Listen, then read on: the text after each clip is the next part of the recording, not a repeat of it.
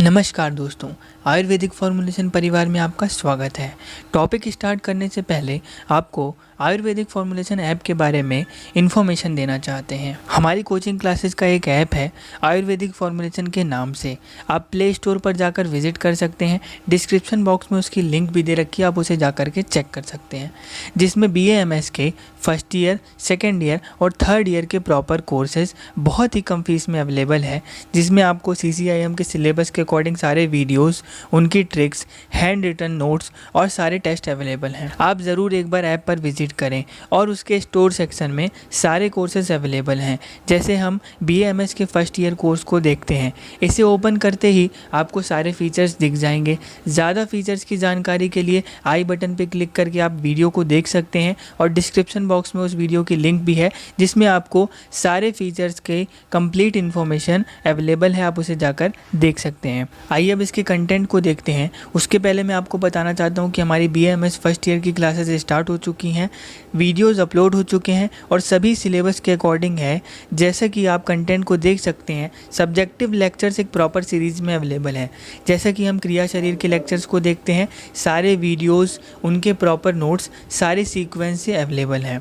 वैसे तो हमारे डेमो वीडियोस और नोट्स ऐप पर अवेलेबल हैं, जैसा कि आप देख पा रहे होंगे। उसके अलावा भी यदि आप कंप्लीट कोर्स का ट्रायल लेना चाहते हैं तो वो भी ऐप पर अवेलेबल है। उसकी फ़ीस मात्र 100 रुपये है और ड्यूरेशन 72 घंटे यानी कि 3 दिन का रहेगा। यदि आप ट्रायल कोर्स को देखने के बाद कंप्लीट कोर्स को परचेज़ करते हैं तो ट्रायल कोर्स की फ़ीस को कंप्लीट कोर्स की फ़ीस से डिडक्ट करके आपसे बाकी की फ़ीस ली जाएगी। यदि आप हमारी कोचिंग क्लासेस के रेफरल कोड प्रोग्राम या फिर हमारी कोर्सेज़ के एक्स्ट्रा डिस्काउंट से रिलेटेड किसी भी प्रकार की जानकारी चाहते हैं तो आई बटन पर क्लिक कर आप उसके बारे में भी वीडियो को देख सकते हैं। डिस्क्रिप्शन बॉक्स पे रेफरल कोड प्रोग्राम और एक्स्ट्रा डिस्काउंट से रिलेटेड भी एक वीडियो अवेलेबल है, आप उसे भी जा करके देख सकते हैं। इसके अलावा अगर आपको हमारी कोचिंग क्लासेस से रिलेटेड, हमारे कोर्सेज से रिलेटेड या फिर किसी भी प्रकार की कोई भी क्वेरी होती है तो आपको 2 नंबर स्क्रीन पर फ्लैश हो रहे होंगे। आप उन 2 नंबर पर कभी भी कॉल करके कोई भी क्वेरी को पूछ सकते हैं। धन्यवाद। कफ दोष को स्टार्ट करेंगे,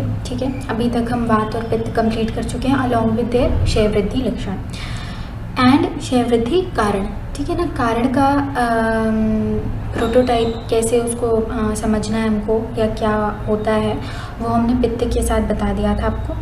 और सिमिलरली जैसे पित्त के लिए लिखा है वैसे ही हम कफ और वात के लिए भी रिस्पेक्टिवली लिख सकते हैं, ठीक है।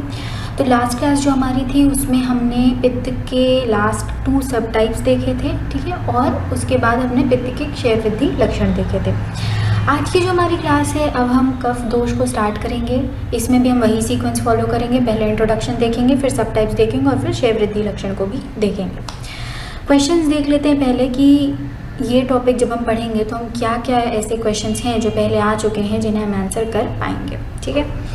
तो पहला क्वेश्चन जो है ये सारे प्रीवियस ईयर क्वेश्चंस हैं, ठीक है, और लास्ट में एक क्वेश्चन ऐसा है जो हमें इम्पॉर्टेंट लगा और दूसरी जगह से थोड़ा सा हमने ये क्वेश्चन यहाँ पर लिखा है ना, अपनी ये MPMSU का क्वेश्चन नहीं है, ये दूसरी और भी यूनिवर्सिटीज़ हैं उनसे भी क्वेश्चन हम देखते हैं और जो सबसे ज़्यादा कॉमनली रिपीट होने वाले क्वेश्चन होते हैं उनको हम यहाँ पर लिखते हैं।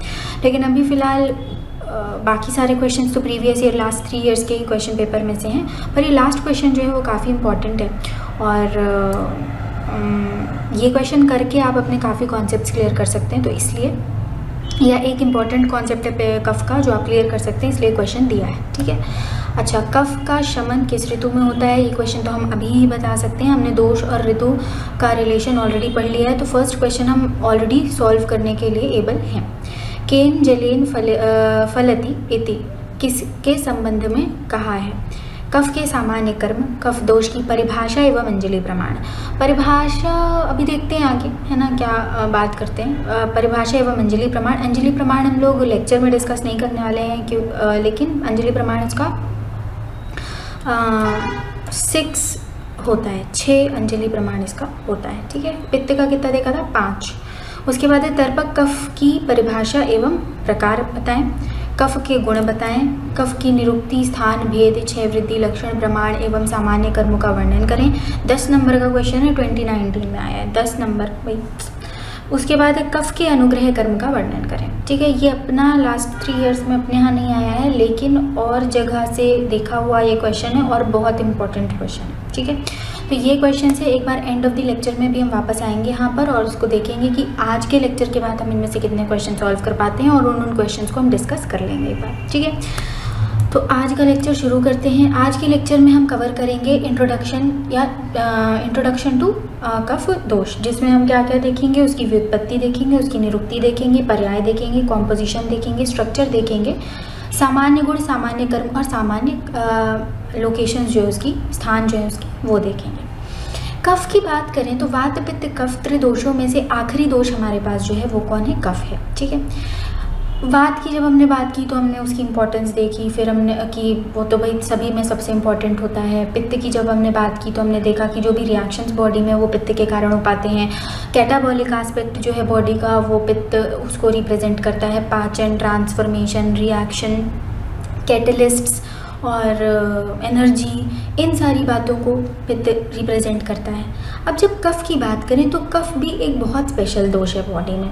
क्यों स्पेशल दोष है? क्योंकि हमने वात और पित्त जब पढ़े तो हमने देखा कि भाई वात तो क्या है, चंचल है, अस्थिर है और वो बॉडी को बेसिकली जो मूवमेंट वाली प्रोसेसेस उन्हें करा रहा है ना, जो फिजियोलॉजी है उसको मेंटेन कर रहा है और कार्यशील है, क्रियाशील है बहुत ज़्यादा।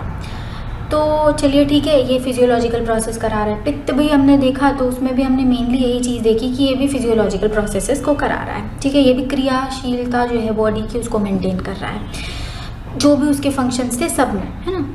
तो अब एक चीज़ देखें, शीर्यते तद शरीरम, जो हम बात जानते हैं शरीर के बारे में, शरीर की जब हमने डेफिनेशन देखी थी तो हमने उसमें देखा था शीर्यते तद शरीरम। तो जब शीर्यते तद शरीरम अर्थात इसका प्रतिक्षण क्षय होता रहता है, जो नॉर्मल फिजियोलॉजिकल प्रोसेसेस चलती हैं वो क्या करती हैं, प्रतिक्षण शरीर का क्षय करती रहती हैं। शरीर का जो धातुएं हैं उनका कांस्टेंट वो they undergo constant wear and tear, है ना। वियर एंड टियर शब्द का अर्थ क्या होता है, कांस्टेंट इनएविटेबल डैमेज। इनएविटेबल मतलब कि जिसको अपन उसका कुछ कर नहीं सकते, वो होगा ही, है ना, वो इनएविटेबल होता है। तो अब ये कांस्टेंट वियर एंड टियर चल रहा है, दोनों में ही हमने दोष जो थे उनमें हमने देखा कि ये प्रोसेसेस तो करा रहे हैं, यही प्रोसेसेस वियर एंड टियर का कारण है। कहीं पर भी हमने ये नहीं देखा कि भाई जो शरीर है उसमें वियर एंड टियर जो हो रहा है, ये प्रोसेसेस जो हो रही हैं, तो उस शरीर को वापस से पुष्टि कौन प्रदान कर रहा है, ये जो एनाबॉलिक एस्पेक्ट है बॉडी का, उसके लिए कौन रिस्पॉन्सिबल है। अब तक वात और पित्त में हमने उस एस्पेक्ट ऑफ फिजियोलॉजी को नहीं देखा है। क्यों नहीं देखा है? क्योंकि वो एस्पेक्ट ऑफ फिजियोलॉजी कौन कंट्रोल करता है, कफ कंट्रोल करता है। जब दो जो बाकी के दोष हैं या जो और बाकी की धातुएं और जो मल हैं, इनकी जब प्रोसेसेस चलती रहती हैं कॉन्स्टेंटली, हमारी ब्रीदिंग हो गया, रेस्पिरेटरी सिस्टम की प्रोसेसेस हो गई, डाइजेस्टिव सिस्टम की प्रोसेसेस हो गई, ये सारी प्रोसेसेस जब चलती रहती हैं तो इनके कारण या सेल्यूलर लेवल पर जो कार्य चल रहे हैं ना, वो सब जब होते रहते हैं तो बॉडी में का नाश भी होता रहता है कांस्टेंट, है ना, वियर एंड टियर के कारण, कांस्टेंट फ्रिक्शन के कारण, कांस्टेंट वर्किंग के कारण बॉडी की जो धातुएं उनका क्षय होता रहता है। तो ये जो उनकी वापस पूर्ति होती है ना, उनका जो वापस से पूर्ण होता है, रोपण होता है। रोपण का अर्थ क्या होता है, हीलिंग प्रोसेस, रीजेनरेशन प्रोसेस, है ना। पूर्ण का मतलब क्या होता है, उनको हील। या अब जैसे लेट से कोई चीज़ हमारे पास बॉडी में कोई धातु है वो कम हो गई, तो उसको दोबारा बनाएंगे अपन, और बनाने के बाद उसको जो एग्जिस्टिंग धातु है उसमें जा कर के उसके साथ उसको अटैच कर देंगे, है ना। तो ये हो गया हीलिंग या रीजेनरेशन, दोबारा बनाया और उसके बाद पूर्ण, यानी कि जो धातु है जिसका डीजेनरेशन हुआ उसमें जाकर के जो न्यू हमने फॉर्म किया है सब्सटेंस, उसको ऐड कर दिया तो उसका पूर्ण हो गया, है ना, उसका जो क्षय हुआ था उसकी पूर्ति हो गई। तो ये रोपण और पूर्ण फंक्शंस हैं। तो ये करने का कार्य किसका होता है, कफ का होता है। ठीक है, कफ ही है जो बॉडी में स्थिरता को बनाए रखता है। क्यों कैसे ये स्थिरता को बनाता है? क्योंकि सभी दोषों में से सबसे स्थिर जो दोष है वो कौन है, कफ दोष है। ठीक है। इसमें पृथ्वी महाभूत और जल महाभूत होते हैं, ये बात हम पहले भी कर चुके हैं, कुछ न्यू नहीं है हमारे लिए। तो हमें पता है कि ये जो है स्थिरत्व इसमें प्रेजेंट होता है और अपने स्थिरत्व के गुण के कारण ये शरीर को भी स्टेबिलिटी, स्थिरत्व प्रोवाइड करता है, ठीक है। दूसरी चीज़ क्या है, ये बॉडी का स्ट्रक्चर फॉर्म करने में मदद करता है। ये जो बॉडी का स्ट्रक्चर एग्जिस्ट कर रहा है, हर सेल के बीच में जो अटैचमेंट है, वहाँ से लेकर के जो बॉडी ऑर्गन्स के बीच में आपस में अटैचमेंट है, जो हम ये एक्सटर्नल बॉडी देख रहे हैं, इसमें जो आपस में जो जुड़ी हुई है, इन सब का कारण, इन सबको जोड़ने का, इन सब के संयोग का कारण जो एनाटॉमिकल स्ट्रक्चर बना हुआ है, उसको एक साथ कीपिंग टुगेदर, वो किसका काम है? कफ का काम, ठीक है, स्पेशल काम है कफ का। अब एक बार इंट्रोडक्शन देख लेते हैं। ये कफ के विषय में महत्वपूर्ण बात हमने देखी कि बॉडी का स्ट्रक्चर एग्जिस्ट नहीं करता यदि कफ जो है वो नहीं होता तो, ठीक है। बॉडी जो है वो स्थिर नहीं रहती, बॉडी की जो स्थिति मेंटेन्ड रहती है ना, वो मेंटेन्ड नहीं रह पाती यदि कफ प्रेजेंट नहीं होता तो। ये क्या हो गई? कफ की इम्पोर्टेंस हो गई। वात, पित्त तथा कफ त्रिदोषों में से कफ सबसे स्थिर, स्टेबल दोष है। खुद स्थिर होने के साथ ये हमारे शरीर को भी स्थिरता प्रदान करता है। कफ शरीर की रचनात्मक क्रियाकलापों में, रचनात्मक क्रियाकलाप बोला है हमने, है ना, तो मतलब कि रचना को, जैसे 2 ब्लॉक लिए हमने, है ना, अब 2 ब्लॉक के बीच में फेविकॉल लगा के उसको चिपका दिया, ये रचना बन गई। अब वो चिपका रहेगा, ये भी फेविकॉल का काम है, और जब हमने उसको चिपकाया तो जो वो फॉर्मेशन का काम हो रहा था वो भी किसका काम है? फेविकॉल का काम है, ठीक है ना। तो रचनात्मक क्रियाकलाप जो भी है, उसका फॉर्म होना और उसका फॉर्म होने के बाद मेंटेन्ड रहना, है ना, ये सब किसका काम होता है? कफ का काम होता है। शरीर में होने वाले संयोग में मुख्य उपादान के रूप में कार्य करता है। कौन मुख्य उपादान के रूप में कार्य करता है? कफ जो है वो रचनात्मक क्रियाकलापों में और शरीर में होने वाले संयोगों में मुख्य उपादान के रूप में कार्य करता है।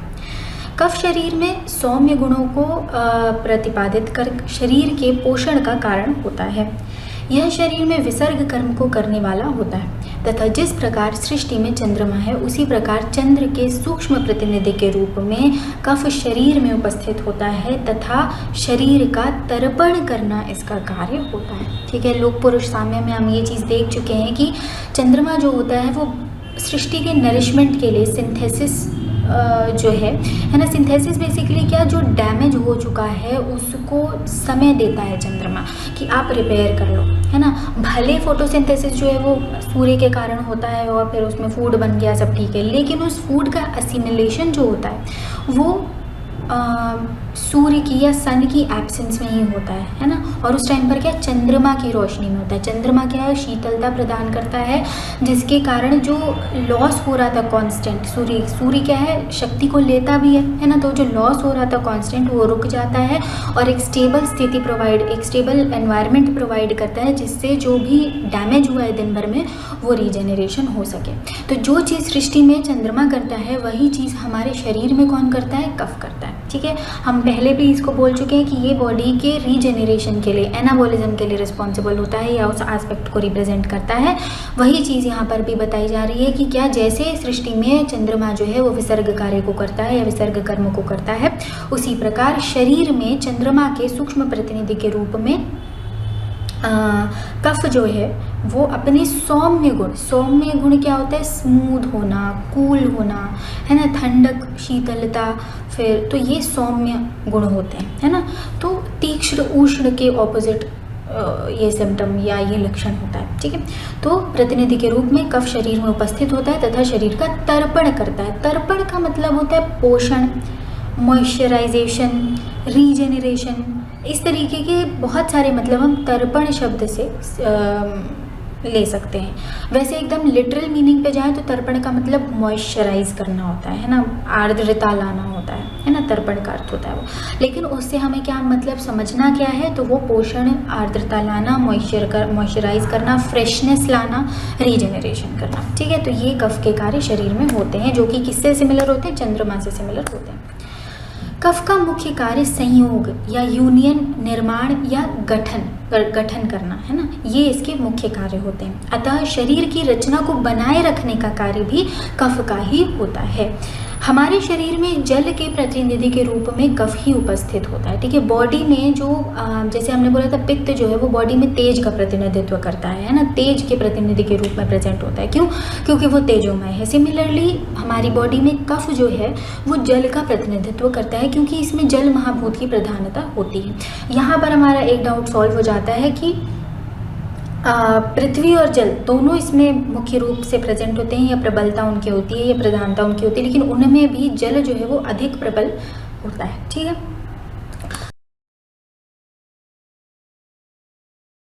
अब कफ है क्या? तो जैसे कि हमने पित्त के बारे में बात की थी कि कफ कोई एक पर्टिकुलर द्रव्य नहीं है, कोई एक पर्टिकुलर सब्सटेंस नहीं है ना। It is a group of substances, it is a group of द्रव्य जो शरीर में प्रेजेंट होते हैं, जिनके गुण एक समान होते हैं, एक जैसे होते हैं, और वो सिमिलर काम करते हैं, है ना। डिफरेंट कार्य, ऑब्वियसली डिफरेंट कार्य करते हैं, लेकिन उनके जो कार्य होते हैं वो सिमिलर होते हैं। किस सेंस में सिमिलर होते हैं? कि उन कार्यों को करने के लिए सिमिलर गुणों की आवश्यकता पड़ती है।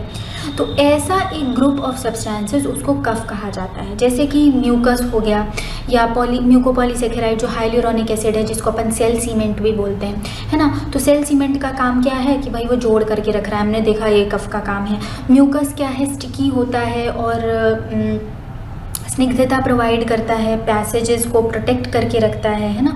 तो ये भी क्या है? कफ में आता है। तो इस तरीके के इनके प्रॉपर्टीज़ इनकी क्या है? सिमिलर है ना। तो इस तरीके के सभी जो द्रव्य होते हैं, सभी जो सब्सटेंसेस होते हैं, उन्हें हम कफ की कैटेगरी में डालते हैं। और अगर और थोड़ा सा अच्छे से समझे तो ये वो सब्सटेंसेस हैं जिनमें कफ अधिष्ठित होता है, जिनमें कफ प्रेजेंट होता है, और इसीलिए हम इन्हें कफ कहते हैं, और इसी से इन्हें कफ जैसे गुण प्राप्त होते हैं, ठीक है। कफ दोष has this special property of joining और अडहेरिंग, ठीक है। अडहेरिंग ज़्यादा अच्छा वर्ड है। अडहेरिंग थिंग्स टुगेदर, अडहेरिंग मतलब साथ में जोड़ के रखना, फिजिक्स में आपने ये शब्द सुना होगा, together, and so all kinds of unions and formations are functions of kapha dosha. That means that this body structure formed in IUL, intrauterine life, and then maintained throughout the life is actually due to the presence of कफ, ठीक है। तो इनका जो formation हुआ उनमें वो जो जुड़े, ठीक है। जब आप रचना शरीर में गर्भ की उत्पत्ति देखते हैं और उसमें वायु और मतलब त्रिदोष का रोल देखते हैं, तो वहाँ पर भी है वायु विभजति, मतलब वायु जो है वो विभाजन का कार्य करती है, पित्त पाचन का कार्य करता है, रूप वगैरह प्रोवाइड करता है, और कफ जो है ये दोनों जो कार्य कर रहे हैं उनसे बनने वाले जो प्रोडक्ट्स हैं उनको जोड़ने का कार्य करता है। मॉइस्चर जो है वो बॉडी में प्रोड्यूस करता है ना। तो क्लीनता लाता है, जिससे सारे जो पार्ट्स हैं वो आपस में जुड़ जाते हैं, है ना। तो जोड़ने का कार्य, यूनियन का कार्य किसका होता है? कफ का होता है, ठीक है। तो structure of body and hence provides the strength to the body. अब फेविकॉल या जो ग्लू हमने दोनों ब्लॉक्स के बीच में लगाया है वो कितने अच्छे से अपना कार्य कर रहा है, उसी पे डिपेंड करेगा कि उसको अलग अलग करना कितना ईजी होगा या कितना टफ होगा। और उनको अलग करना जितना टफ है वही उनकी स्ट्रेंथ है, या उतना ही उनमें स्ट्रेंथ प्रेजेंट है, बल प्रेजेंट है। तो अब अपनी बॉडी के सारे सूक्ष्म से सूक्ष्म अवयवों को कौन जोड़ के रखता है? कफ जोड़ करके रखता है। तो बॉडी को स्ट्रेंथ कौन प्रोवाइड करता है? कफ प्रोवाइड करता है, ठीक है। और यहाँ पर हम लोग एब्सोल्युटली फिजिकल स्ट्रेंथ की बात कर रहे हैं, ठीक है। मेंटल स्ट्रेंथ की बात हम यहाँ पर अभी नहीं कर रहे हैं, फिजिकल स्ट्रेंथ की बात कर रहे हैं।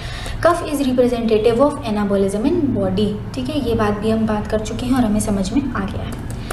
अब बात करते हैं आयुर्वेद के अनुसार जब हम कफ को पढ़ना शुरू करें तो सबसे पहली हमारी जो बात आती है व्युत्पत्ति, यानी कि एटिमोलॉजिकल डेरिवेशन, यानी कि व्याकरण के अनुसार कफ शब्द कैसे बना। अच्छा, व्याकरण के अनुसार जब हम कफ शब्द या कफ के बारे में देखते हैं तो कफ के लिए मोस्टली जो पहले वर्ड यूज़ हुए हैं, संस्कृत टेक्स्ट में जो वर्ड्स यूज़ हुए हैं वो क्या हुए हैं? श्लेष्मा। श्लेष्मा वर्ड जो है वो कफ के लिए यूज़ हुआ है, इसलिए संस्कृत के अनुसार व्युत्पत्ति हम श्लेष्मा शब्द की ही देखते हैं, ठीक है। तो कैसे है, कफ शब्द, कफ को ही श्लेष्मा भी कहा जाता है। श्लिष आलिंगने धातु से ये बनता है, ठीक है। श्लिष आलिंगने धातु में मनिन प्रत्यय करने से श्लेष्मा शब्द की सिद्धि होती है, ठीक है। तो ये श्लेष्मा शब्द की व्युत्पत्ति हो गई। उसके बाद कफ शब्द के भी अगर ओरिजिन के बारे में अपन देखें तो कफ शब्द जो है वो क और फ दो वर्णों से मिलकर के बना है। और दो वर्णों से अब कैसे शब्द बन गया, तो जैसे ख जो वर्ण है उससे हम क्या समझते हैं, खाली स्पेस, है ना, आकाश को रिप्रेजेंट करता है ख वर्ण। सिमिलरली क और फ भी जो है इनके अपने अपने मीनिंग्स होते हैं, है ना। सिर्फ वर्ण के भी अपने अपने मीनिंग्स होते हैं जिनको ये रिप्रेजेंट करते हैं, और वो जो मीनिंग्स होते हैं वो कफ के लक्षणों के विषय में बताते हैं। इसलिए क और फ से कफ शब्द की व्युत्पत्ति होती है, ठीक है। तो मेनली अपने को व्युत्पत्ति की जब हम बात करें तो क्या लिखना है, श्लेष आलिंगन धातु से श्लेष्मा शब्द बना है, और उसके बाद हमको फिर बताना है कि भाई कफ जो है स्वयं क और फ दो वर्णों से बना है तथा प्रत्येक वर्ण का अपना अर्थ है जो कफ के लक्षणों को बताता है, ठीक है। अब ये तो हो गई व्युत्पत्ति की बात। व्युत्पत्ति के बाद बात करेंगे निरुक्ति की। निरुक्ति में कफ शब्द क तथा फ वर्णों से बना है, ये हमने व्युत्पत्ति में देखा था। और फिर हमने कहा था कि इनके अपने अपने कुछ मीनिंग्स होते हैं जिसके कारण इससे कफ शब्द हमने बनाया है। तो क वर्ण जो है ना, लेटर जो है वो जल, उसका अर्थ क्या होता है, जल या जल को रिप्रेजेंट करता है। और फ वर्ण जो है वो निर्माण या निर्मित होने को रिप्रेजेंट करता है। तो क और फ से बनने वाले कफ शब्द से क्या अर्थ ग्रहण होता है, जो जल द्वारा निर्मित हो, ठीक है। इसकी निरुक्ति के लिए अब हमारे पास एक श्लोक है, केन जलेन फणति इति कफः अर्थ अथवा केन जलेन फलति इति कफः। दोनों वेरिएंट जो हैं हमें मिलते हैं, तो आप इसको फणति कर सकते हैं या आप इसको फलति कर सकते हैं। केन जलेन फलति इति कफः अर्थात जल से जिसकी उत्पत्ति हो उसे कफ कहते हैं। स्टार मार्किंग पे ध्यान दें, स्टार मार्क है मतलब ये श्लोक याद करना ही है, ठीक है। केन जलेन फलति इति कफः अर्थात जल से जिसकी उत्पत्ति हो उसे कफ कहते हैं। कफ को ही, अब यहाँ पर आप देखिए कितना इंपॉर्टेंस है जल का, है ना। तो कफ को ही श्लेष्मा भी कहा जाता है।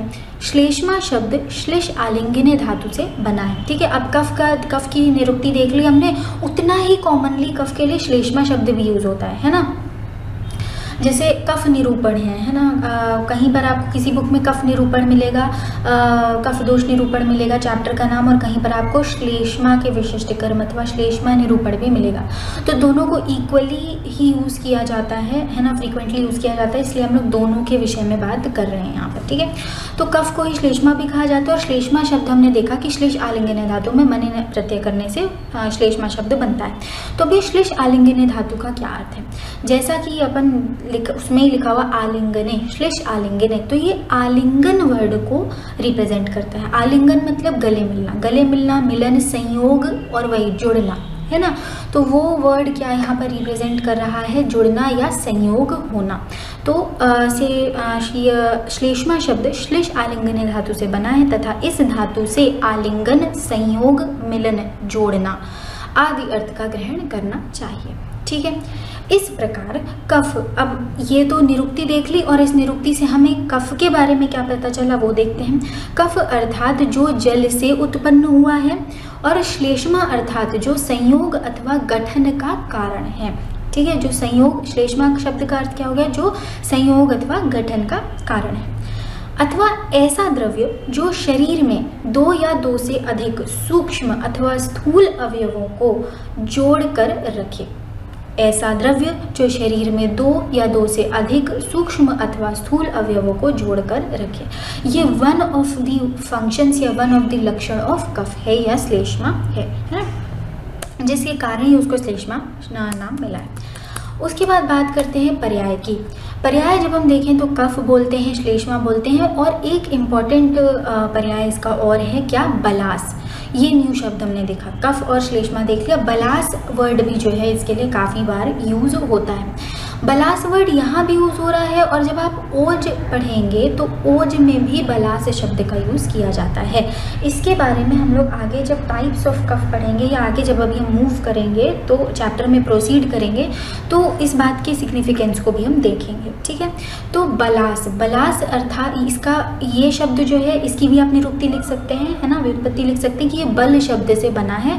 और बल शब्द से बनने वाला बलास शब्द कफ के बारे में क्या बताता है कि ये बल को प्रदान करने वाला होता है। बल को कैसे प्रदान करता है वो हमने बात की कि ये बॉडी की फिजिकल स्ट्रेंथ का कारण होता है, क्योंकि बॉडी का जो संगठन है वो कफ के द्वारा ही बनाया गया है और जितना स्ट्रॉन्ग संगठन होगा उतनी स्ट्रेंथ बॉडी में होगी, ठीक है। इसलिए इसको क्या बोलते हैं, बल प्रदान करने के कारण इसको बलास भी कहते हैं। उसके बाद है कॉम्पोजिशन यानी कि कफ का पंचभौतिकत्व। पंचभौतिकत्व की बात करें तो संपूर्ण सृष्टि के समान कफ भी पंचभौतिक है, परंतु कफ दोष की उत्पत्ति में जल महाभूत की प्रधानता होती है। इसी तरीके से आपको इसे याद रखना है। पहले क्या बोलना है कि जल महाभूत की प्रधानता होती है। वैसे तो पृथ्वी और सामान्य रूप से देखें तो कफ में पृथ्वी और जल दोनों महाभूतों की प्रधानता होती है, लेकिन अगर हमको एक का सिग्निफिकेंस बताना हो या ये बताना हो कि किसका डोमिनेंस अधिक होता है, किसका इन्फ्लुएंस ज़्यादा होता है, तो हम क्या बोलेंगे, जल का इन्फ्लुएंस या डोमिनेंस ज़्यादा होता है। और क्यों होता है तो उसमें हम यहाँ पर भी ये श्लोक मेंशन कर सकते हैं, केन जलेन फलति इति कफः या केन जलेन फणति इति कफः, ठीक है। ये श्लोक हम कॉम्पोजिशन वाले पार्ट में भी मेंशन कर सकते हैं, ठीक है। तो संपूर्ण सृष्टि के समान कफ भी पंचभौतिक है, परंतु कफ दोष की उत्पत्ति में जल महाभूत की प्रधानता होती है।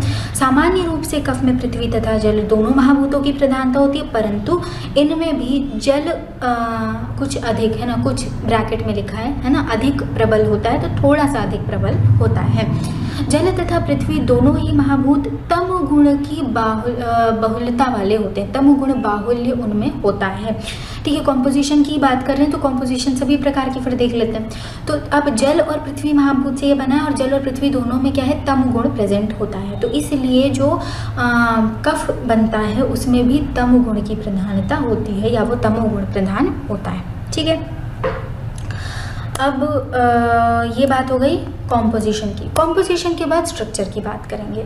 एक बार स्ट्रक्चर शुरू से देखते हैं। वात का जब हमने स्ट्रक्चर देखा था तो हमने कहा था कि ये विजिबल नहीं होता है, इसका कोई फिजिकल स्ट्रक्चर नहीं होता है, ये हमें फिजिकली दिखेगा नहीं, केवल अपने कर्मों के द्वारा इसका प्रत्यक्ष होता है। उसके बाद हमने पित्त के स्ट्रक्चर की बात की थी, तो हमने पित्त के लिए बोला था कि ये द्रव होता है, द्रव यानी कि लिक्विडिटी होती है इसमें, और ये जब निराम पित्त होता है यानी कि प्रॉपरली बना हुआ पित्त होता है तो, या प्रॉपरली कुक्ड पित्त होता है तो वो कैसा होता है, येलो कलर का होता है, और उसका टेस्ट कैसा होता है, कटु होता है, और उसमें बैड स्मेल नहीं है ना, सड़ने की स्मेल उसमें नहीं होती है ना। और फिर जब साम पित्त देखेंगे यानी कि जो आम रस के कारण जो पित्त बनता है, दूषित पित्त जो बनता है वो नीले रंग का होता है, और उसका रस कैसा होता है, अम्ल होता है, और उसमें पूती स्मेल आती है। पूती स्मेल अर्थात सड़ने जैसी स्मेल उसमें आती है, डेड बॉडी जैसी स्मेल या सड़ने जैसी स्मेल उसमें आती है, ठीक है। अब यहाँ पर कफ के स्ट्रक्चर की बात करें तो कफ भी क्या है, शुरू में जब हमने बात की थी तो हमने कहा था कफ और पित्त क्या है, द्रव्य है ना, द्रव्य है। तो कफ भी द्रव्य है, इसका भी प्रत्यक्ष संभव है ना। डिफरेंट सब्सटेंसेस बॉडी में प्रेजेंट है जिनको हम कफ की कैटेगरी में डालते हैं। एक एग्जाम्पल है अपना म्यूकस, है ना, म्यूकस या सलाइवा को भी अपन इसमें ले सकते हैं, है ना। सलाइवा का जो स्टिकी पार्ट होता है वो भी इसमें, या सलाइवा में भी कफ प्रेजेंट होता है। कौन सा कफ प्रेजेंट होता है वो आई गेस कुछ लोगों को पता होगा, है ना, पर वो आगे टाइप्स में देखेंगे अपन। तो कफ, ये तो बात हो गई कि भाई फिजिकली इसको देखा जा सकता है और फिजिकल अपीयरेंस इसका कैसा होता है। दूसरा ये सौम्य गुण का होता है, जैसे पित्त के लिए हमने बात की थी तो वो तेजस होता है, ठीक है ना, तेजस होता है। वैसे ही कफ जो होता है वो सौम्य होता है। श्लेष्मा सौम्य अथवा श्लेष्मा सोमः, है ना, सोम का मतलब सौम्य ही होता है। सोम चंद्रमा के लिए भी यूज़ किया जाता है, अमृत के लिए भी यूज़ किया जाता है, तो सौम्य होता है। बॉडी में इसका बहुत सूदिंग इफेक्ट पड़ेगा, है ना, वो बात है। कफ सौम्य होता है, स्थिर तथा शीतल होता है, ओके। अब प्राकृतावस्था में ठीक प्रकार से बना कफ श्वेत वर्ण का होता है। इसके भी कलर के बारे में बताया है, और वही आचार्य सुश्रुत ने ही बताया है। क्या बताया है कि प्राकृत अवस्था में जो ठीक प्रकार से जो पक्व कफ होगा, है ना, जो निराम कफ होगा वो कैसा होगा, श्वेत वर्ण का होगा, श्वेत वर्ण का, ठीक है। अब different substances performing similar functions like mucus, cell cement that is mucopolysaccharide, hyaluronic acid, all together form a group and all these are together perceived as cough, ठीक है। तो वही बात है कि पित्त और कफ जो है एक स्पेसिफिक सब्सटेंस को हम नहीं बोलेंगे, कुछ ग्रुप ऑफ सब्सटेंसेस हैं जो सिमिलर तरीके के फंक्शन या एक फिक्स्ड सेट ऑफ फंक्शंस को परफॉर्म करते हैं और उनको हम किसमें, पित्त की कैटेगरी में या कफ की कैटेगरी में प्लेस करते हैं, ठीक है। ये हो गई बात स्ट्रक्चर की। तो ये अभी हमने क्या देखी, व्युत्पत्ति देखी, निरुक्ति देखी, कॉम्पोजिशन देखा और स्ट्रक्चर देखा। व्युत्पत्ति हमने जितने वर्ड्स बताए हैं ना सबकी ध्यान रखनी है, उसी तरीके से निरुक्ति भी, और फिर स्ट्रक्चर और कॉम्पोजिशन। और पर्याय है ना, पर्याय में बलास एक इम्पॉर्टेंट पर्याय इसका है, ठीक है। अब वही बात करेंगे general properties, general functions and general locations and general functions. सबसे पहले कफ के सामान्य गुणों की बात करते हैं। सामान्य गुण हम अगेन उसी तरीके से डिस्कस करेंगे। पहले हम भौतिक गुण यानी कि फिजिकल गुणों को डिस्कस करेंगे, उसके बाद हम रासायनिक गुणों को डिस्कस करेंगे और उसके बाद हम मानसिक गुणों को डिस्कस करेंगे। भौतिक गुण यानी कि कफ के खुद के फिजिकल एट्रीब्यूट्स क्या होते हैं। अब जैसे इसके खुद के फिजिकल एट्रीब्यूट्स होंगे वैसे ही ये हमारे फिजिक पर भी असर डालेगा, या हमारी बॉडी में भी फिजिकल फंक्शंस को वैसे ही परफॉर्म करेगा। तो ये वो गुण हैं जो हम फिजिकली देख करके और परसीव कर पाते हैं या समझ पाते हैं या फिर ऑब्जर्व कर पाते हैं, ठीक है। तो कफ के भौतिक गुण कौन कौन से हैं। गुरु यानी कि भारी होता है, ये हैवी होता है, ये पृथ्वी महाभूत है तो हैवी तो होगा ही, है ना। फिर शीत गुण होता है इसमें, जल महाभूत की प्रधानता है इसमें, तो ठंडक भी प्रेजेंट होती है। मृदु यानी कि ये सॉफ्ट होता है, ठीक है। पस अगर आपने देखा हो, है ना, तो पस जो है वो या फिर जब खांसी आती है बहुत ज़्यादा, है ना, तो वो जो कफ निकलता है ना, मृदु होता है, तो वो मृदुता वाली बात हो गई, सॉफ्ट होता है। जैसे कैसा वाला सॉफ्ट, आटा जैसा होता है ना, आटा सना हुआ आटा जो होता है लगा हुआ वो सॉफ्ट होता है, तो उस तरीके। आचार्य चरक अनुसार गुरु शीत मृदु स्निग्ध मधुर स्थिर पिच्छलाः श्लेष्मणः प्रशमं यान्ति विपरीत गुणैर गुणाः, ठीक है। आधार वो वाला यहाँ पर होगा, गुणैर गुणाः होगा, ओके। तो ये क्या कह रहे हैं कि जैसा कि वात और पित्त में अभी तक हम आचार्य चरक का ट्रेंड समझ चुके हैं कि फर्स्ट लाइन में क्या करते हैं, पहले बताते हैं कि कौन कौन से गुण होते हैं और उसके बाद सेकंड लाइन में वो एक स्पेसिफिक पॉइंट मेंशन करते हैं, जो कि क्या होता है कि मेंशन्ड गुणों के विपरीत गुण वाले आहार विहार से जो वृद्धि को प्राप्त दोष है उसका क्षय या उसका शमन होगा, ठीक है। तो गुरु शीत मृदु स्निग्ध मधुर, देखो यहाँ पर इन्होंने मधुर गुण जो है बताया है, ठीक है। मधुर गुण इन्होंने कफ का बताया है। तो मधुर स्थिर तथा पिच्छल ये कफ के गुण हैं। और कैसे कफ के गुण हैं, अविकृत कफ के गुण हैं, ठीक है, गुण हैं तथा श्लेष्मा का शमन करने हेतु इनके विपरीत गुणों वाले पदार्थों का सेवन करें, ठीक है। ये बात हो गई आचार्य चरक के अनुसार। उसके बाद हम लोग देखेंगे आचार्य सुश्रुत के अनुसार कफ के गुण, ठीक है। आचार्य सुश्रुत के अनुसार श्लेष्मा श्वेतो गुरुः स्निग्धो पिच्छलः शीत एव च मधुर। अब इन्होंने मधुरस्त्व विदग्धः स्याद्विग्धो, ठीक है, लवणः स्मृतः, ठीक है। स्लोली बढ़ा है जिससे आपको समझ में आ सके। मधुरस्त्वदिग्धो और स्याद्विदग्धो। ये जो विदग्ध और विदग्ध वाला पार्ट है, ये विदग्ध और अविदग्ध ऐसा उन्होंने समझाया है। पढ़ते हैं इसको प्रॉपरली कि क्या कहना चाह रहे हैं। श्लेष्मा श्वेत गुरु स्निग्ध पिच्छल और शीत है, ठीक है। श्लेष्मा कैसा है, श्लेष्म जो है या श्लेष्मा जो है वो कैसी है, कफ कैसा है, श्वेत गुरु स्निग्ध पिच्छल और शीत है। मधुर रस विदग्धावस्था में और तथा अविदग्ध कफ लवण रस वाला जानना चाहिए। अच्छा, एक चीज़ पिछले क्लास से अपन थोड़ा डिस्कस कर लेते हैं। जब हमने पित्त के लिए भी ये बात की थी तो आई गेस वहाँ पर थोड़ा गलत तरीके से मेंशन हो गया है वो, और थोड़ा सा रॉन्ग इन्फॉर्मेशन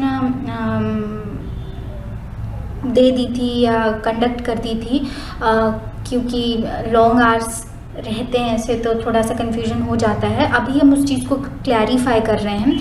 विदग्ध का अर्थ होता है पका हुआ और अविदग्ध का होता है इम्प्रॉपरली कुक्ड, इम्प्रॉपरली पका हुआ। ठीक है, तो विदग्ध इज निराम और अविदग्ध इज साम। ठीक है, विदग्ध निराम ठीक प्रकार से पका हुआ, अविदग्ध साम और इम्प्रॉपरली कुक्ड, है ना, या अपक्व।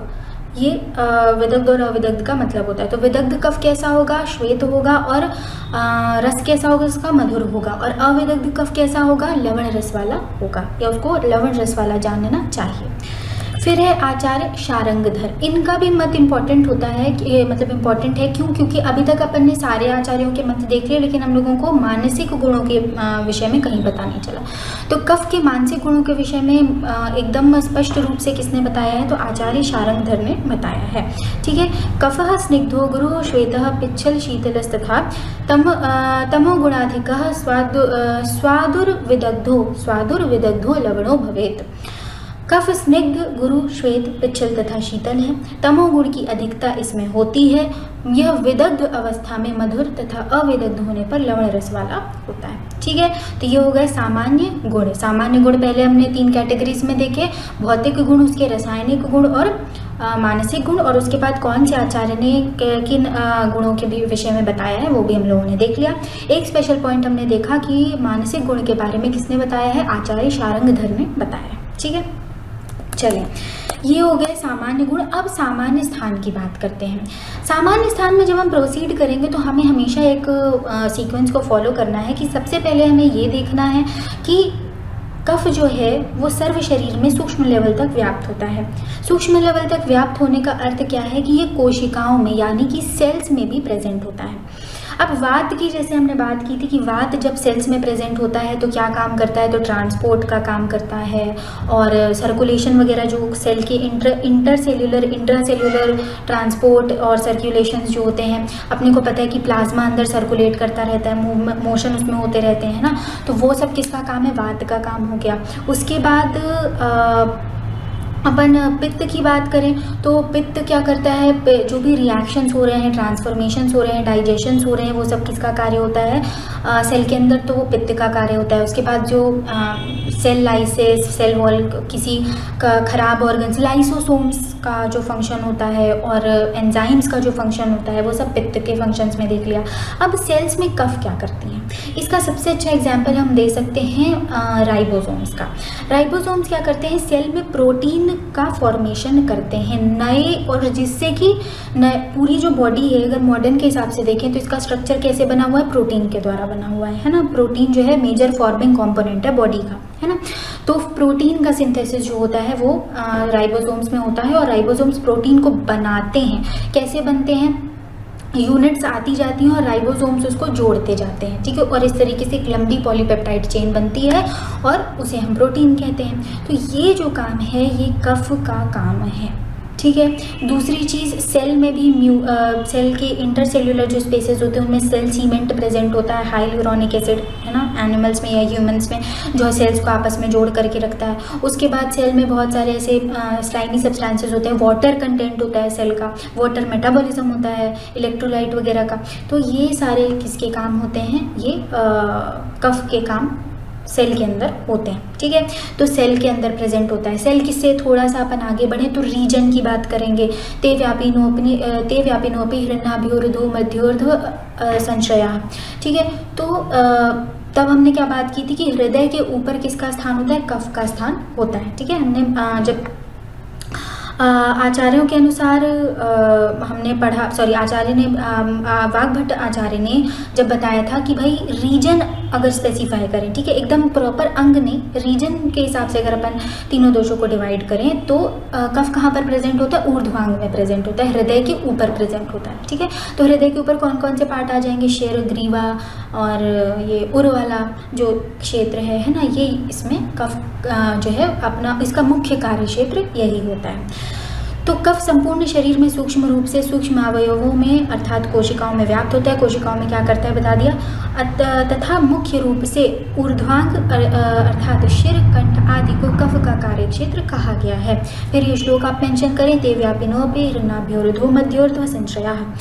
उसके बाद है, परंतु इसके अतिरिक्त गहन अध्ययन करने हेतु जब हमको एकदम कफ के टिपिकली हमें कफ के कार्य पता होने चाहिए।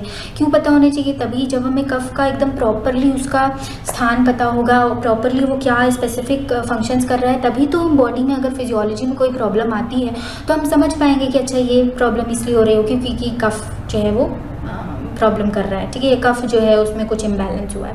तो इस गहन अध्ययन को करने के लिए हेतु स्थूलावस्था में, स्थूलावस्था कौन सी अवस्था है? जो हम लोगों ने दोषों की 2 अवस्थाओं की बात की थी कि दोष 2 अवस्था में होते हैं, सूक्ष्म अवस्था और स्थूल अवस्था। स्थूल अवस्था मतलब कि इम्बैलेंस्ड कंडीशन, असाम्य अवस्था में, है ना, तो वो स्थूल अवस्था की बात हो रही है। तो स्थूलावस्था में कफ के प्रभावानुसार कफ के सामान्य स्थान कहे गए हैं। उसके बाद है संक्षेप में कफ के स्थान क्या हैं? तो उर, शिर, ग्रीवा, नासिका, जिह्वा, आमाशय, पर्व, रस, मेद, क्लोम। कितने हो गए? उर, शिर, ग्रीवा, नासिका, जिह्वा, आमाशय, पर्व, रस, मेद, क्लोम।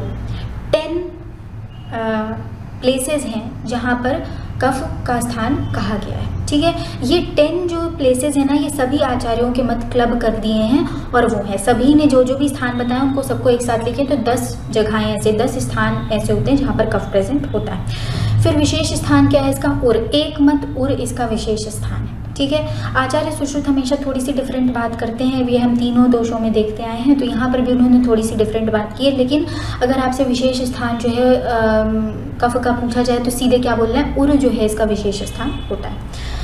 अब विशेष स्थान की बात अष्टांग हृदय के अनुसार, उरः कंठ शिर क्लोम पर्वाण्यामाशयो रसः मेदो घ्राणम च जिह्वा च कफस्य सुतरामुरः।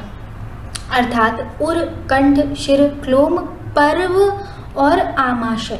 ठीक है ना, पर्व और आमाशय, रस, पर्व, आमाशय और रस। उर, कंठ, शिर, क्लोम, पर्व, आमाशय और रस, ये कफ के स्थान हैं। ठीक है, उर मतलब वक्ष यानी कि थोरैसिक रीजन, कंठ यानी कि नेक रीजन, शिर यानी कि हेड रीजन, क्लोम यानी कि ये जो रोम होते हैं, है ना, वो। और उसके बाद पर्व यानी कि संधियाँ, है ना, ये जो जॉइंट्स होते हैं हमारे, संधियाँ।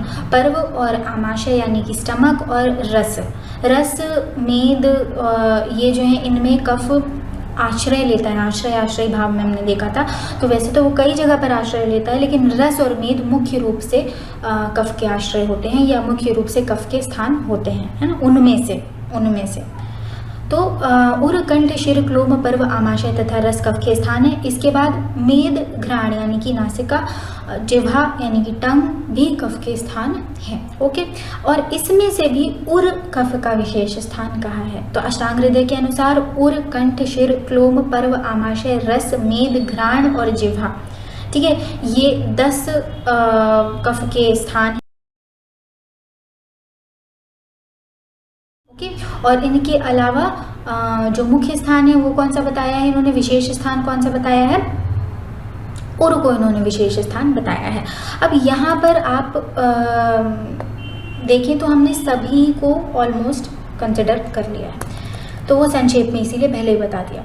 तो यहाँ पर आपको क्या है, थोड़ी फैमिलियर लगेगा। उसके बाद आचार्य चरक का मत देखें तो उर, शिरोग्रीवा, पर्वाण्यामाशयो मेतश्च श्लेष्मणः स्थानानि तत्रापयुरो विशेषेण श्लेष्मणः स्थानम। ठीक है, तो अब ये क्या कह रहे हैं कि उर यानी कि वक्ष, शिर, ग्रीवा, पर्व, आमाशय, मेद, श्लेष्मा के स्थान हैं, और इनमें से भी उर विशेष रूप से श्लेष्मा का स्थान कहा गया है। ठीक है, तो इन्होंने भी लगभग सेम बात कही है, स्थान भी इन्होंने सेम बताए हैं और विशेष स्थान भी इन्होंने सेम बताया है।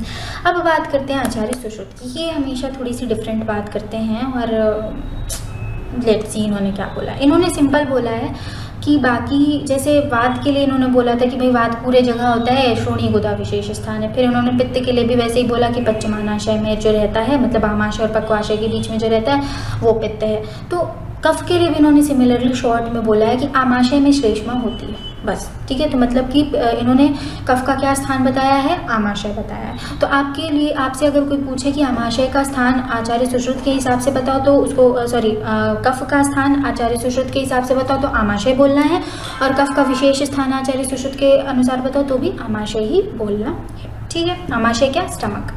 अब स्थान के विषय में एक स्पेशल चीज़ है ना। क्या है वो स्पेशल चीज़ कि आचार्य चक्रपाणि ने इसको समझाया है।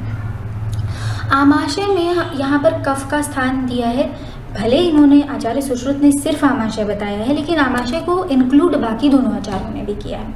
तो आचार्य चक्रपाणि ने बताया है कि आमाशय जो है उसमें पित्त और कफ दोनों का स्थान होता है। ठीक है, यानी कि स्टमक जो है हमारा, उसमें पित्त और कफ दोनों का स्थान होता है। क्या हम इस बात को वैसे भी समझ सकते हैं, मॉडर्न से रिलेट करके? बिल्कुल समझ सकते हैं। आमाशय में HCl होता है ना, HCl का सिक्रीशन होता है, वो पित्त है। और आमाशय में ही HCl से बचाने के लिए एक्सेसिव म्यूकस का सिक्रीशन होता है, ज़्यादा म्यूकस का सिक्रीशन होता है। किसके द्वारा? म्यूकस निक्सेल्स के द्वारा। और ये अपन कह सकते हैं, और वो जो म्यूकस है वो क्या है, कफ है ना। तो इसी चीज़ को आचार्य चक्रपाणि ने भी उस समय पर भी बताया है कि भाई देखो, रहते दोनों हैं, दोनों का स्थान होता है आमाशय में, लेकिन जो पित्त का स्थान है वो आमाशय के निचले भाग में है, और जो ऊपर का भाग है उसमें कफ का स्थान कहा गया है। ठीक है, तो आचार्य चक्रपाणि ने क्या बताया है कि आमाशय में दोनों दोषों का स्थान होता है, आमाशय के ऊपर के भाग में कफ का स्थान होता है तथा निचले भाग में पित्त का स्थान होता है। ठीक है, चलिए, ये हो गई सामान्य स्थान की बात। अब सामान्य कर्म की बात करते हैं। जनरल फंक्शंस को हम लोग एक बार संक्षेप में देखेंगे, उसके बाद हम लोग जो विभिन्न आचार्य हैं उनके मतों को भी देखेंगे। ठीक है ना। कफ के कर्म संक्षेप में: शरीर को बल प्रदान करना, दृढ़ता प्रदान करना, शरीर का पूरण करना, बंध से मतलब है यहाँ पर शरीर को आपस में जोड़ के रखना, है ना, बंध। इस प्लेस पे जो बंध का अर्थ है ना, बंध का मतलब क्या है, शरीर को आपस में जोड़ के रखना। ये सभी कार्य कफ के हैं। ठीक है, दूसरा कार्य क्या है, शरीर में गौरव यानी कि गुरुता को बना करके रखना, भारीपन को बना के रखना। ग्रेविटी जो है वो किसका काम है, कफ का ही काम है बॉडी में। तो स्थिरत्व को बना के रखना, ये पार्ट हम देख चुके हैं। वृषत्व को बना के रखना, वृषत्व मतलब कि कैसे समझाएं, वीर्यता यानी कि पोटेंशियल, है ना, पोटेंशियल। अब देखो, वात है, वात प्रवृत्ति दे देगा, पित्त जो है वो एनर्जी दे देगा, लेकिन उसको करने के लिए बॉडी में एबिलिटी भी तो होनी चाहिए ना, बॉडी में उतनी स्ट्रेंथ, उतना बल भी तो होना चाहिए उस कार्य को करने के लिए। तो ये एनर्जी उस काम को एग्जीक्यूट कर सके, है ना। तो वो वृषत्व, वो वीर्यत्व जो है वो कौन प्रोवाइड करता है, कफ करता है। ठीक है, तो आपको तो सीधे ये याद रखना है, वृषत्व देता है शरीर को कौन, कफ। शरीर में स्निग्धता बनाए रखता है। ठीक है, उसके बाद प्राकृत अवस्था में बल तथा विकृत अवस्था में मल कहलाता है। ये आई गेस आचार्य चरक ने कई सारी बातें कही हैं कफ के बारे में, और उसमें से एक उनका श्लोक है जिसमें उन्होंने ये भी मेंशन किया है कि प्राकृत अवस्था में कफ को उन्होंने ओज से रिलेट किया है। प्राकृत अवस्था में कफ को बल कहा जाता है तथा ओज भी कहा जाता है ना, और विकृत अवस्था में कफ को मल कहा जाता है। ठीक है, तो अब ऐसा नहीं है कि कफ और ओज सेम है, नहीं, ये चीज़ नहीं यहाँ से कंसिडर कर लेनी है या समझ लेनी है। सिमिलर कहा है ना, उसको ओज कहा जाता है क्योंकि उसकी प्रॉपर्टी सिमिलर होती है। ओज को भी बलास कहते हैं, वो भी बल प्रदान करता है, और जो हमने शुरू में बात की थी, और कफ जो है उसको भी बलास कहते हैं, वो भी बल प्रदान करता है। इसीलिए इसको इतनी सिमिलैरिटीज़ होती हैं प्राकृत कफ में और ओज में कि इसको ओज, प्राकृत कफ को ओज उन्होंने कह दिया है ना, ओज के सादृश है, ऐसा कहना चाह रहे हो बेसिकली। और विकृत अवस्था में ये मल कहलाता है। संधि बंध तथा संधियों का संश्लेषण कफ का कार्य है। संधि बंध यानी कि संधियों को आपस में जोड़ करके रखना, और उनका संश्लेषण यानी कि उनका मूवमेंट जो है वो विदाउट फ्रिक्शन चलता रहे, ये संश्लेषण होता है, संश्लेषण का अर्थ होता है। ठीक है, स्निग्धता बनाना, स्निग्धता के कारण, संधियों में स्निग्धता बनाएगा तो स्निग्धता के कारण क्या होगा, उसका संश्लेषण होगा, यानी कि उसका जो मूवमेंट है वो विदाउट फ्रिक्शन चलेगा, ऑयलिंग संधियों की। उसके बाद एक क्षमा, धैर्य, अलोभता आदि मानसिक कार्य कफ के हैं। ठीक है, ये आदि मानसिक कार्य कफ के हैं। क्षमा मतलब कि जो अभी हमने ऊपर बात की थी कि ये शांत स्वभाव के होते हैं, ठीक है, किसी चीज़ को बहुत ज़्यादा लेके नहीं बैठते। तो धैर्य होता है इनमें, और क्षमा, ये किसी भी चीज़ को भूल बहुत जल्दी जाते हैं कि चलो भाई ये गलती हो गई, ठीक है, छोड़ो जाने दो, है ना। ये वाली जो चीज़ होती है शांति मन की, स्थिरता मन की, अच्छा स्वभाव काइंड ऑफ, ये क्षमा वाली बात होती है। सहिष्णुता होना, है ना। तो धैर्य होता है, फिर इनमें धीरज होता है, इनमें अलोभता होती है, लोभ एब्सेंट होता है, ठीक है। फिर आदि मानसिक कार्य कफ के कहे गए। ओके, अब बात करते हैं अलग अलग आचार्यों के अनुसार। ये श्लोक याद करना है। श्लेष्मा स्थिरत्व स्निग्धत्व संधिबंध समाधि भी, अर्थात श्लेष्मा यानी कि कफ शरीर में स्थिरता को उत्पन्न करता है, स्निग्धता को उत्पन्न करता है, संधियों को बांध कर रखता है तथा संधियों की स्निग्धता को बनाए रखता है। क्षमा अर्थात सहिष्णुता कफ के कार्य। ओके, उसके बाद है आचार्य चरकमतेन। स्नेहो बंध स्थिरत्वम च गौरवम वृषता बलम क्षमा धृति लोभश्च कफ कर्मा विकारजम। स्निग्धता, बंध, है ना। अब ये जो दो जगह हमने, एक जगह संधि बंध मेंशन किया था, है ना, ये 5th वाला जो फंक्शन है उसमें हमने संधि बंध बोला था, और फिर जो 1st वाला फंक्शन उसमें हमने सिर्फ बंध बोला था, है ना। तो संधि बंध कहाँ से आया? आचार्य सुश्रुत, अष्टांग हृदय वाग्भट आचार्य से आया, और सिर्फ बंध कहाँ से आया? आचार्य चरक से आया। और ये शरीर में बंध की बात कर रहे हैं ना, शरीर को आपस में जोड़ के रख रहे हैं। काइंड ऑफ मीनिंग वही है कि संधियाँ जो हैं वो बनी हुई हैं इसीलिए, लेकिन कंप्लीट बॉडी की बात कर लेंगे अपन, है ना। तो स्निग्धता, बंध, स्थिरता, गौरव, वृषता तथा बल शरीर को प्रदान करना, तथा क्षमा, धृति, अलोभ, अविकृत कफ के कर्म है, ठीक है। ये इसके सामान्य कर्म हो गए। आचार्य सुश्रुत मतेन संधि संश्लेषण। अच्छा, ये एक श्लोक और है जो I'd सजेस्ट कि आप याद कर लें, क्योंकि इन दोनों में ना काइंड ऑफ सेम फंक्शंस हो गए हैं, लेकिन ये श्लोक जो है थोड़ा सा इंपॉर्टेंट है, क्योंकि ये देखिए रोपण पूर्ण जो हमने वर्ड बोले थे वो यहाँ पर आपको मिल रहे हैं। तो अगर ये श्लोक आप याद कर सकें तो प्लीज़ याद करें इसको, है ना। तो संधि संश्लेषण स्नेहन रोपण पूर्ण बल स्थैर्यकृतम, मतलब कि संधियों का संश्लेषण करना। संश्लेषण वर्ड भी यहाँ पर आता है, मतलब कि उनके मूवमेंट को प्रॉपरली बना करके रखना, उनको फ्रिक्शन ना क्रिएट हो, ठीक है, रुकावट ना क्रिएट हो। स्नेहन करना, रोपण करना, पूर्ण करना। रोपण मतलब कि हीलिंग, रीजनरेशन, पूर्ण यानी कि उसको क्या बोलेंगे, नरिशमेंट प्रोवाइड करना, तथा बल एवं स्निग्धता, ये सभी कफ के कर्म हैं, ठीक है। अब ये बात हो गई। इसके बाद एक स्पेशल पॉइंट और है, ये लास्ट पॉइंट है आज की क्लास का, ठीक है। कफ का एक कर्म जब हम टाइप्स पढ़ेंगे वहाँ पर वो मेंशन होगा, लेकिन पता होना चाहिए कि वो है क्या, है ना। तो उदक कर्म, कफ के लिए एक स्पेशल कर्म बोला जाता है, क्या? उदक कर्म। वो उदक कर्म क्या होता है? उदक का अर्थ होता है बॉडी वाटर, शरीर का जो पानी होता है उसको उदक कहते हैं, या अम्बु। अम्बु का मतलब वाटर, और स्पेसिफिकली तो अम्बु शब्द भी आपको कहीं मिलेगा और कहीं पर आपको उदक शब्द मिलेगा। तो अम्बु वाटर और उदक बॉडी वाटर। तो हमारे शरीर में जो वाटर की एक्टिविटीज़ हैं, कफ क्या है? वाटर का प्रतिनिधित्व, जल का प्रतिनिधित्व शरीर में कर रहा है। तो जल का जो भी कंट्रोल है बॉडी में वो किसके हाथ में होगा? कफ के हाथ में होगा।